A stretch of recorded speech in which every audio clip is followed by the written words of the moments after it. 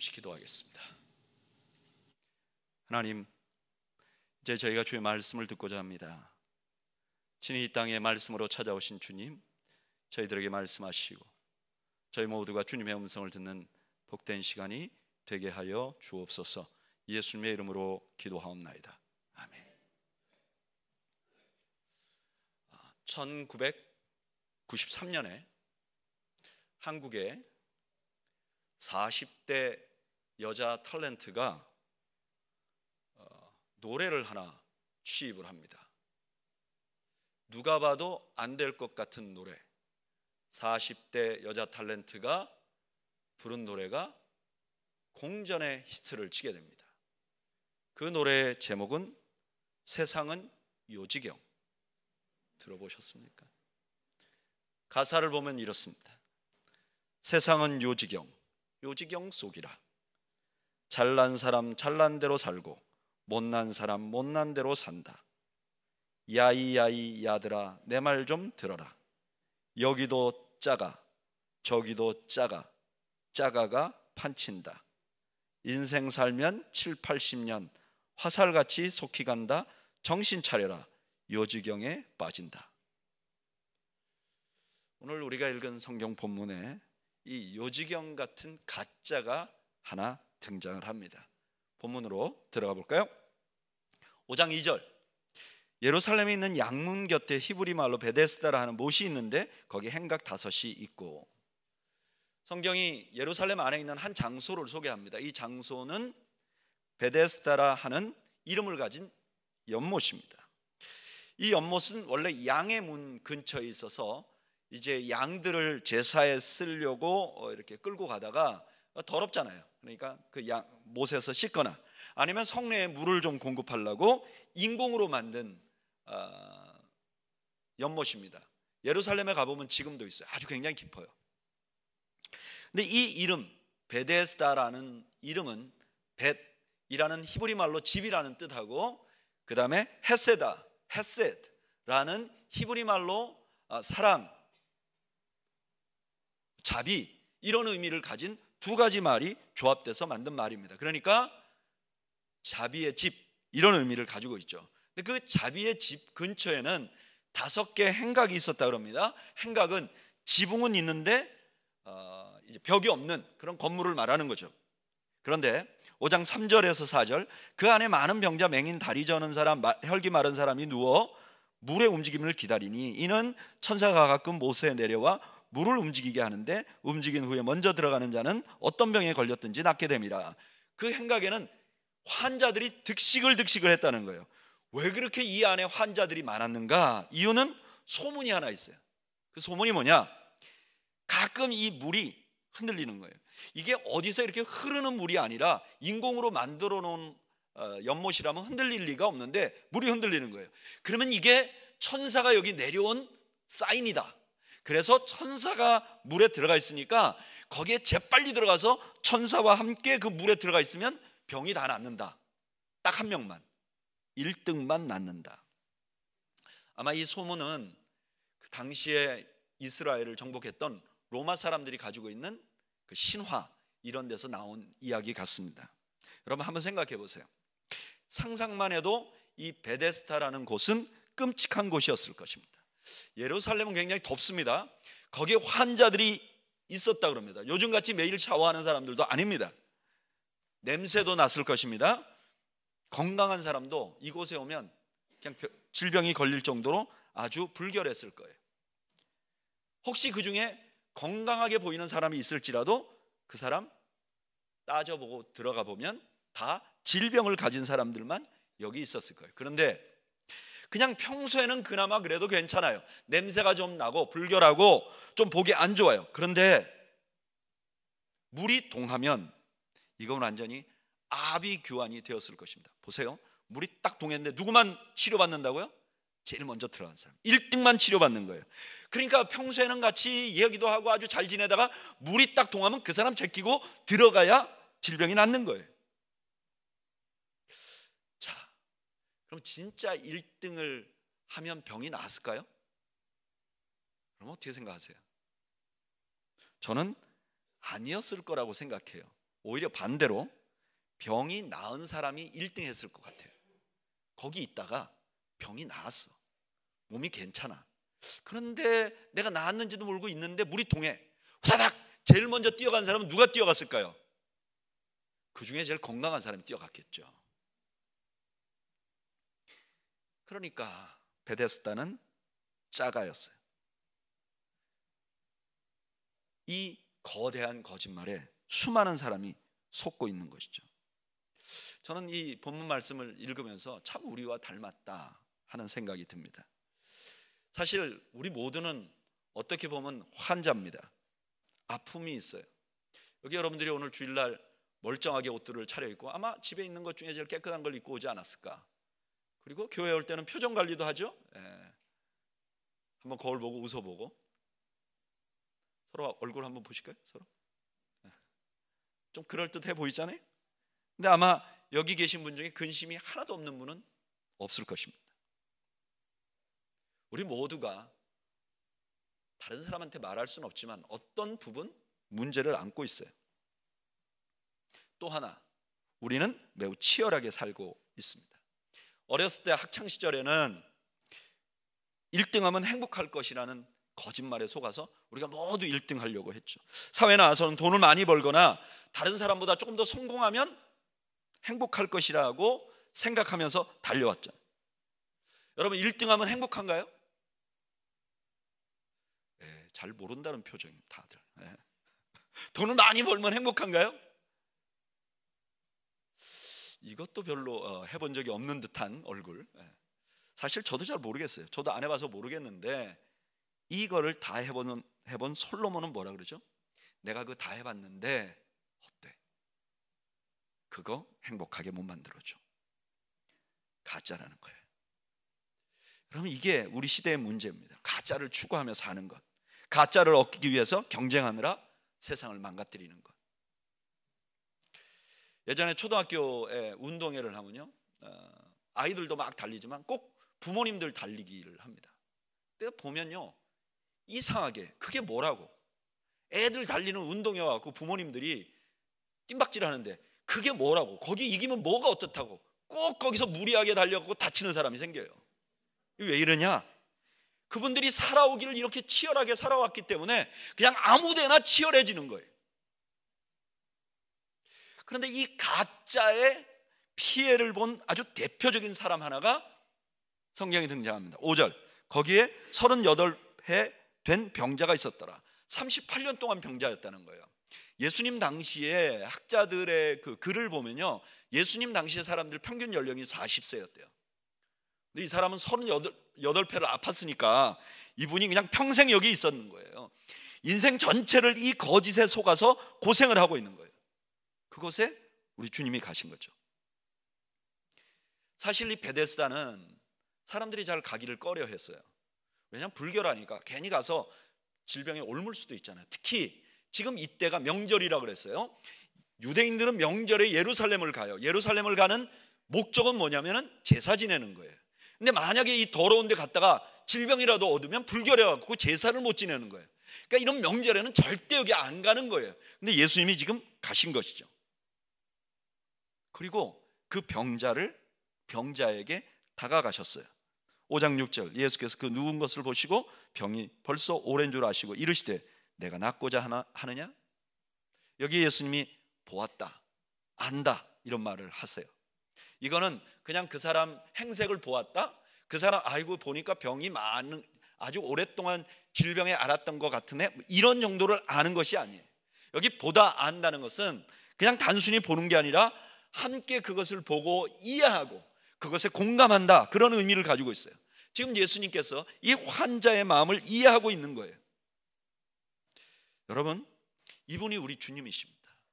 우리 주님은요, 가장 절망적인 곳에 가세요. 그리고 가장 아파하고 고통하는 사람의 고통을 정확히 이해하시고 공감하시는 주님이십니다. 여러분 믿으십니까? 지금 아멘 하신 분 말고 나머지 가만히 있는 분들은 뭡니까? 주님 믿는 분들 중에서도요, 주님을 오해하는 분들이 많아요. 자기 삶에 계속해서 문제가 연달아 발생을 하면 이런 마음이 드는 거죠. 주님이 나를 떠났나? 또 내가 막 기도를 하는데 소위 전문 용어로 기도줄이 안 잡혀. 이게 뭐죠? 기도를 했는데 기도가 줄줄 안 나와. 그러면 오늘 우리 주님이 나랑 같이 있지 않는가? 가까이 있지 않은가? 내가 기도를 열심히 했는데 그 기도가 응답이 안 돼. 그러면 주님이 멀리 계신 게 아닌가? 여러분, 그건 그냥 느낌입니다. 항상 여러분, 느낌과 팩트는 똑같지 않습니다. 그럼 왜 이런 느낌이 드는가? 이유는 세상적인 가치관으로 주님을 평가하기 때문에 그래요. 근데 주님은 그런 분이 아닙니다. 우리 주님은요, 우리가 아파하고 문제가 있고 눌려있고 죽을 것 같을 때 더 같이 하시는 분이심을 여러분 믿으시기를 바랍니다. 저는 아들이 둘 있는데요, 이 아들이 16개월 차이예요. 그냥 어려서 똑같이 키웠죠. 만약에 이 두 아이 중에 하나가 감기가 걸려서 열이 많이 난다, 그러면 저희가 두 아이 중에 누구를 데려다가 저희와 함께 잘까요? 여러분 경험이 있으시잖아요.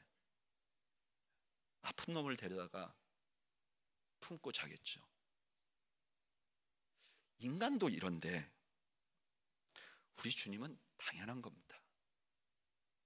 여러분, 내가 일이 좀 잘 안 풀려, 기도를 목이 터져라 해도 응답이 안 되는 것 같아. 그때가 주님이 여러분들과 함께하고 계시는 시간이라는 걸 믿으시길 바랍니다. 누구나 다 인생을 살면 한계를 경험합니다. 그렇게 한계를 경험했을 때 여러분, 기도도 안 나올 때가 있잖아요. 그때 여러분 주위를 둘러보십시오. 그럼 분명히 주님께서 여러분 옆에 계실 것입니다. 이 주님께서 환자에게 다가가셔서 이렇게 말씀하셨어요. 내가 낫고자 하느냐? 이게 어떻게 보면 주님이 놀리시는 것 같아요. 아니, 여기 38년 동안 나으려고 있는데 주님 질문이 너 낫고자 하느냐? 근데 주님께서 왜 이렇게 질문하셨는지 그 다음 말씀을 보면 알 수 있어요. 5장 7절, 병자가 대답하여 하되 주여, 물이 움직일 때 나를 못에 넣어주는 사람이 없어 내가 가는 동안에 다른 사람이 먼저 내려가나이다. 이 사람 여기서 38년 동안 있다 보니까 자기 병이 치료되는 걸 잊어버렸어요. 지금 뭐만 기억에 남은 거죠? 물에 빨리 들어가는 것만. 처음에는 행복하기 위해서 열심히 돈을 벌어요. 근데 한참 달려가다 보니까 내가 왜 일하지? 모르고 그냥 막 달려가는 거예요. 지금 주님은 이 환자에게 뭐가 중요한지를 먼저 알려주십니다. 그리고 그 다음에 이렇게 말씀하세요. 예수께서 이르시되 일어나 내 자리를 들고 걸어가라 하시니. 아니, 지금 38년 동안 누워있는데 일어나라, 치료됐다, 이것도 아니고 네 자리 들고 걸어가라, 이렇게 말씀하신단 말이에요. 근데 놀라운 것은 그대로 돼요. 5장 9절, 그 사람이 곧 일어나 자리를 들고 걸어가니라. 이날은 안식일이니. 한 번에 해결받았던 거예요. 38년 된 문제가 해결된 거예요. 여러분, 우리 주님은 이런 능력을 가지신 주님이십니다. 우리가 생각하는 것보다 훨씬 더 큽니다. 예수님에게는 불가능이 없습니다. 우리 인생이 겪는 어떤 장애물도 해결할 수 있습니다. 절대로 우리 주님을 우리가 가진 생각의 틀에 가두려고 해서는 안 됩니다. 현대 크리스천들의 큰 문제가 이거예요. 주님의 인성을 강조하다 보니까 우리 주님 우리와 가까이 있어, 우리와 함께 하셔, 나와 함께 울어주셔, 이런 걸 강조하는데 우리 주님이 전능하다는 것을 잊어버리는 거예요. 우리 주님을 과소평가하는 거예요. 그래서 영적으로 실제적으로 주님을 의지하지 않는 겁니다. 신뢰하지 않는 것입니다. 무슨 문제가 생기면 주님, 이게 주님 보시기에는 어떻습니까? 물어보지 않아요. 그냥 자기가 판단해. 그리고 자기가 결정해. 그리고 자기가 혼자서 좌절해버리는 거예요. 그러나 여러분, 우리 주님은 우리가 생각하는 것보다 훨씬 크신 분이심을 믿으시길 바랍니다. 그분을 신뢰해야 되는 것입니다. 오래전에 요 근처에 어떤 세미나를 참석을 했어요. 근데 그 세미나에 한국 분이신데 이 뇌를 전공하시는 외과 의사 한 분이 참석을 하셔서 간증을 하셨어요. 간증이 아니라 뭐 강연을 했는데 거기 도입에 자기 이야기를 한 거예요. 이분이 뇌를 전공하는 외과 의사인데 어느 날 한국에서 전화가 왔다는 거예요. 근데 자기 어머니가 이게 쓰러지셨어요. 스트로크, 중풍이 온 거예요. 그래서 어떤 상황이냐를 자세히 들어봤어요. 그랬더니 자기 전문가니까 딱 들어보니까 자기 어머니는 이대로 가면 돌아가시거나 아니면 기적적으로 돌아가시지 않는다고 해도 상당한 장애를 안고 살아가야 되는 상황이에요. 그래서 이분이 그때 기도를 했대요. 하나님, 우리 어머니를 데려가 주세요. 절대로 살아나지 않게 해주세요. 이 사람이 왜 이렇게 기도할 수밖에 없었느냐? 이 선생님의 가정이 이 어머니에 의해서 이게 연결되어 있는 가족이라는 거예요. 이 가정의 아버지는 매우 무섭고 폭력적이고, 그래서 이 어머니뿐만 아니라 이 모든 형제들이 아버지는 다 싫어한다는 거예요. 아버지는 돌아가셨다고 해도 관심도 안 가질 만큼 내놓은 분이에요. 근데 이게 어떻게 가족으로서 펑션이 되느냐? 이 어머니가 다 희생하고 참고, 그래서 이 가족이 지금 자기와 자기 형제들이 한국에도 있고 자기 미국에도 있고 다른 데도 있는데, 이 형제들이 그래도 형제간 역할을 하는 거는 어머니 때문에 그런 거예요. 근데 어머니가 만약에 중풍에 누우면 어떻게 되는가? 그럼 누가 이걸 간호를 해야 될 거 아닙니까? 옛날이니까. 근데 자기는 지금 미국에서 의사 노릇을 하고 있고, 자기 와이프는 절대로 가서 자기 엄마를 간호할 만한 사람이 아니야. 자기가 장남인데 자기가 안 들어간다면 그럼 나머지 형제들 중에 누가 희생하고 갈 건가? 자기를 비난했으면 했지 희생할 사람은 없다는 거예요. 그러면 이거 어머니가 이렇게 되면 이 형제간들도 그 겨우겨우 끈아풀이 되던 형제간들도 그냥 다 이제 뿔뿔이 흩어지는 거예요. 그래서 돌아가시게 해달라고 기도를 했다는 거예요. 근데 기적적으로 어머니가 안 돌아가셨대요. 아주 위중한 장애를 안고, 그냥 누워만 계셔야 되는 장애를 안고 살아나신 거예요. 그 소식을 듣고 이분이 너무너무 낙심했고, 이제 이 문제 때문에 자기 부부간에도 다툼이 생겨가지고 굉장히 점점 어려워지는 거예요. 그런데 아무도 생각하지 않았던 기적이 일어났다는 거예요. 그게 뭐냐? 그 아버지가 갑자기 엄마를 극진히 간호하기 시작을 했다는 거예요. 모두가 믿을 수 없었어요. 처음에는 몇 달 저렇게 하다가 성질 나오실 거야. 근데 자그마치 8년 동안 자기 어머니를 아버지가 극진히 간호를 하시고, 심지어 아버지가 먼저 돌아가셨대요. 간호하시고 한 3개월쯤 앓다가 8년을 아버지가 극진히 간호를 하니까 이제는 형제들이 면목이 없는 거예요. 자기 와이프, 며느리도 가서 내가 좀 도와야지, 또 딸들도 내가 한 달씩 내가 희생할게, 그러면서 돌아가면서 어머니를 모셨는데 어머니가 1년인가 얼마 조금 더 사시다가 세상을 떠나셨대. 어머니에게는 평생 매맞고 천대당하던 남편으로부터 극진한 사랑을 받으면서 세상을 떠날 수 있는 기회였고, 그 이후에 형제간들은 너무너무 우애가 생겼다는 거예요. 그러면서 이분이 이렇게 얘기했어요. 자기의 기도대로 안 하신 하나님을 찬양합니다. 여러분, 하나님은 우리가 가지고 있는 계획보다 훨씬 더 완벽한 계획을 가지고 계시고 그것을 이루실 수 있는 능력이 있으신 분입니다. 아무도 아멘을 안 하는데 그렇습니다. 여러분, 여러분들의 생각으로 주님을 제한하지 마십시오. 그런데 많은 분들은 이 기적의 이야기를 여기까지 보고 그칩니다. 우리 주님은 이런 분입니다 라고 얘기하고 그칩니다. 그런데 저는 이 본문을, 설교를 준비하면서 본문을 좀 자세히 보니 이 기적은 우리가 생각하는 것보다 훨씬 더 큰 진리를 담고 있어요. 이 기적이 우리에게 전해주고자 하는 예수님은 우리를 어떤 질병에도 고치실 수 있는 분이라는 정도가 아니에요. 그러면 어느 정도냐? 그 대답을 요한복음 5장 21절이 해줍니다. 우리 21절 말씀 다 같이 한번 읽어볼까요? 읽어보죠. 시작. 아버지께서 죽은 자들을 일으키신 같이 아들도 자기가 원하는 자들을 살리느니라. 아멘. 이 기적은 주님께서 죽은 자도 살릴 수 있다는 것과 연관이 되어 있다는 거예요. 그러면 왜 38년 된 환자를 택하셨을까? 이 사람이 제일 죽은 사람과 방불한 거예요. 희망이라고는 찾아볼 수 없는 사람인 거예요. 그러니까 여기 38년 된 환자는 죽은 사람을 상징하는 거죠. 이렇게 본문을 보면 그때서야 이 본문이 제대로 보이기 시작합니다. 저는 예전부터 이 본문을 읽을 때 참 의문나는 말씀이 하나 있었어요. 그게 14절이에요.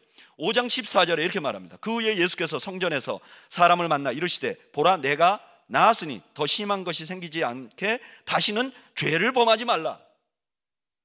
지금 예수님이 고쳐진 38년 된 환자에서 고쳐진 사람에게 사람을 다시 만났는데 죄 짓지 마라. 그래서 이런 질병에 빠지지 마라 그래요. 여러분, 이 사람이 질병에 걸린 게 죄 때문인가요? 우린 몰라요. 그런데 예수님은 이렇게 말하는 걸 싫어하세요. 요한복음 5장 9장 1절 2절 3절에 보면 제자들이 저 사람 저 누구 때문에 맹인이 됐습니까? 이렇게 물어봤더니 예수님이 그런 말 하지 말라 그랬어요. 그거 아니라 하나님 뜻에 따라서 한 것이다.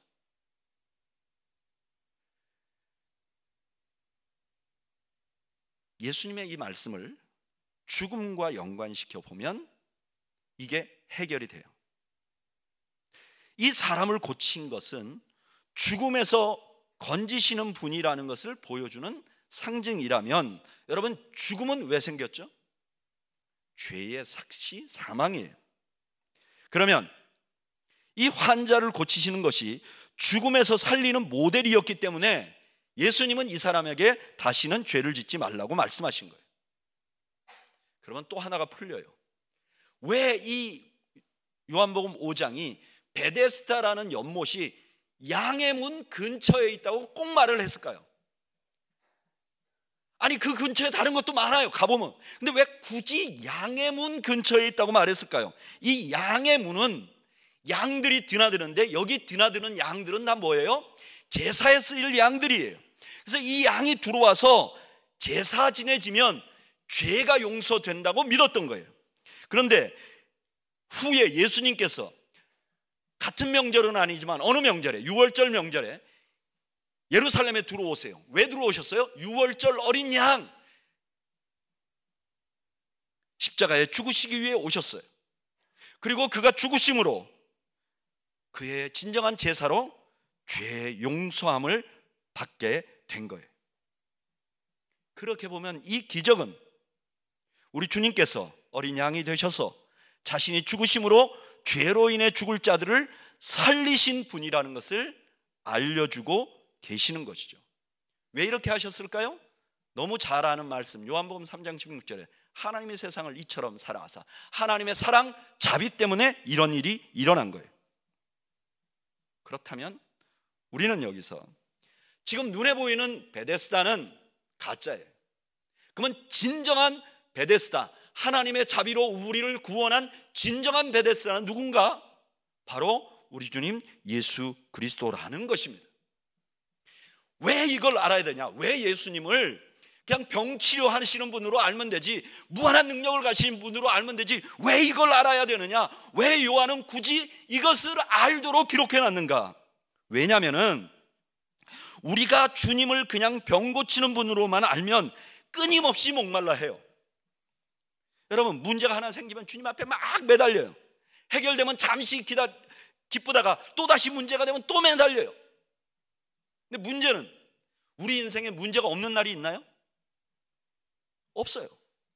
그러니까 교회 나와서 신앙생활 하는데 모두가 우울 모드야. 얼굴 보면 우중충해. 표정 관리하고 다니셔야 됩니다. 여러분, 표정 관리 좀 하세요. 아니면 널뛰기 하듯이 신앙생활 하는 거예요. 뭐 기도 응답 받으면 막 그냥 너무 좋아가지고 그냥 교회 와서 온갖 일을 하고 그냥 어쩌면 저 사람 선교사 갈지 몰라 이러는데 그냥 딱 뭐 걸리면 잠수 타는 거예요. 안 보여.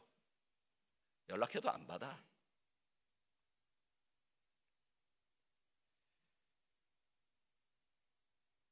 심지어 주님이 아니라 문제 해결이 주제가 돼. 마치 이 38년 된 황자가 자기 몸 치료되는 건 둘째고 물에 먼저 뛰어들어가려고 했던 것처럼 문제 해결이 주가 되는 거예요. 그래서 믿기는 믿는데 사는 것은 꼭 안 믿는 사람처럼 살아요. 똑같이 돈을 추구하고 똑같이 성공을 추구하고 심지어 교회 와서도 뭔가 직분을 맡으려고 하고 자기는 아니라 그러지. 근데 우리는 다 알아.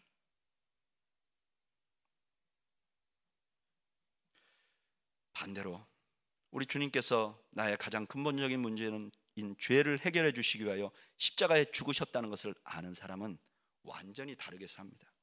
이걸 알면 내가 얼마나 심각한 죄인이라는 걸 알게 되고 하나님의 자비가 얼마나 큰지를 알게 돼요. 그러면 제일 먼저 변화되는 게 세상이 달라 보여. 죄 문제를 해결해 본 사람은 세상이 근본적인 해결책이 안 된다는 걸 알아요. 그래서 가치관의 전환이 일어나. 마치 마태복음 5장에 보면 값진 진주를 발견한 사람이 자기 걸 다 팔아서 진주를 샀다는, 그리고 이게 천국이라고 말하잖아요. 내가 얼마나 큰 죄인이고 주님이 그 근본적인 문제를 해결해 줬다는 걸 알면 세상이 근본적인 해결책이 안 된다는 걸 알기 때문에 가치관의 전환이 일어나서 사도 바울은 이것을 내가 배설물로 여겼다고 그래요. 열심히 살아요. 그걸 알아도 열심히 살고 최선을 다해서 살아요. 그러나 거기 목숨 걸진 않아요.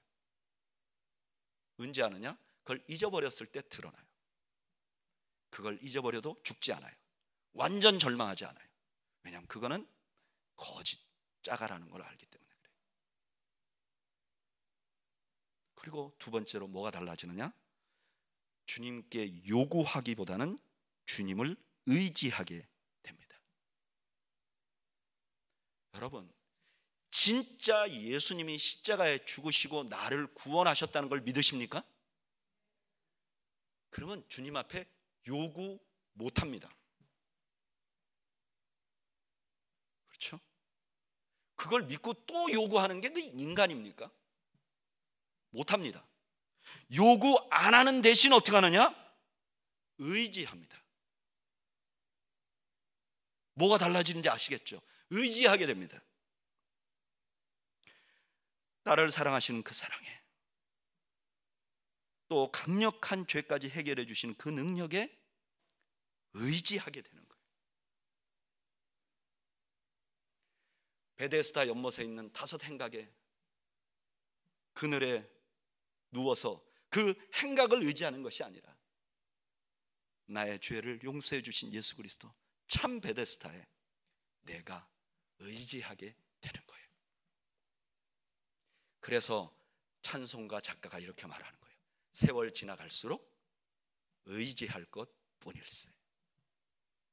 저는 오늘 예배 나오신 여러분들이 우리 주님을 여러분들이 원하는 것을 이루는 도구로 사용하시는 것을 중단하시기를 축복합니다. 우리 주님을 진정으로 내 인생에 의지할 분으로 믿고 의지하고 살아가시는 여러분들이 되시기를 주님의 이름으로 축복합니다. 기도하겠습니다. 주님,